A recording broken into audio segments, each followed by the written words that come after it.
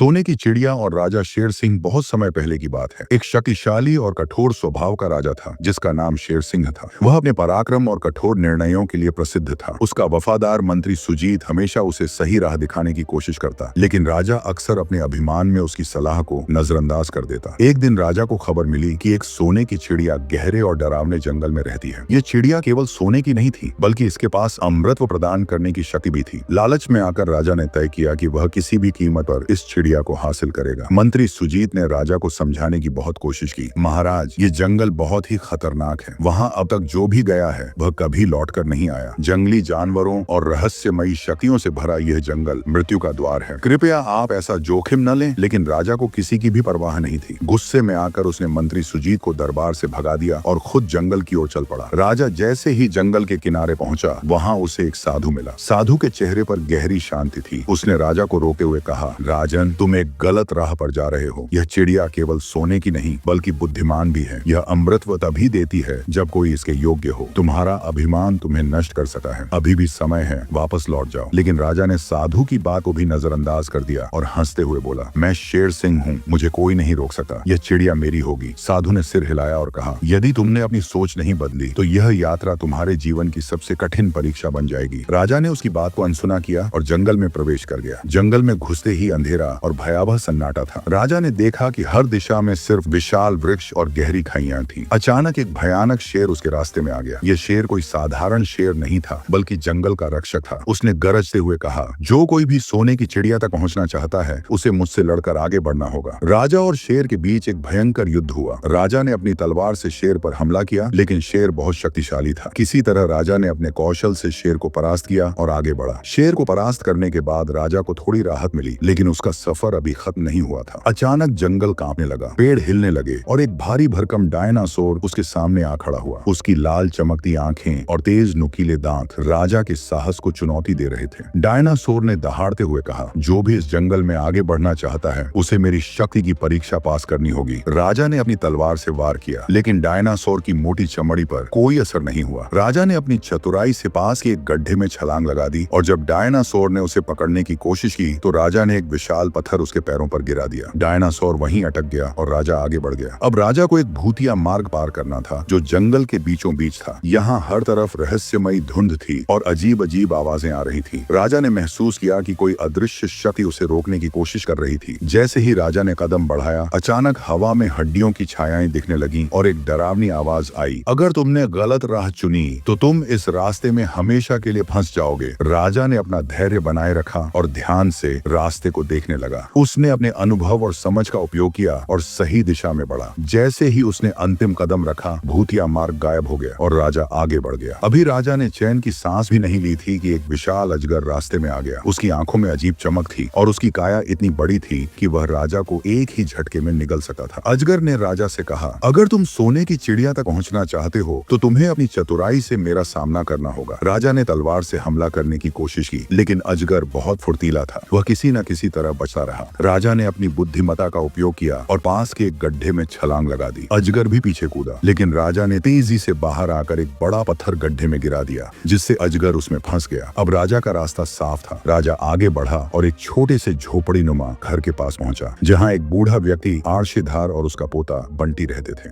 उन्होंने राजा को रोका और चेतावनी दी, राजन, यह चिड़िया सिर्फ सोने की नहीं है, बल्कि यह बुद्धिमान भी है। यह केवल उसी को अमृतत्व देती है जो उसका सही हकदार होता है। क्या आपने कभी सोचा है कि अमृतत्व आपके लिए सही है या नहीं? राजा ने उनकी बात को अनसुना कर दिया और आगे बढ़ गया। अंत में राजा ने सोने की चिड़िया को देख लिया। उसकी सुनहरी आभा अद्भुत थी। राजा ने उसे पकड़ने के लिए हाथ बढ़ाया, लेकिन तभी चिड़िया बोल उठी, राजन, अमृतत्व केवल शारीरिक जीवन का विस्तार नहीं है, यह आत्मा की शुद्धता से जुड़ा है। क्या तुम सच में अमृतत्व के योग्य हो? तभी राजा को अपनी गलतियों का एहसास हुआ। उसने चिड़िया को प्रणाम किया और कहा, मैं अब समझ गया कि अमृतत्व केवल शक्ति नहीं बल्कि सच्ची बुद्धि और करुणा में है। मैं अपने राज्य में वापस जाकर न्यायप्रिय राजा बनूंगा। राजा वापस अपने राज्य लौटा और सबसे पहले मंत्री सुजीत को बुलाया। उसने माफी मांगी और उसे पुनः अपने दरबार में नियुक्त किया।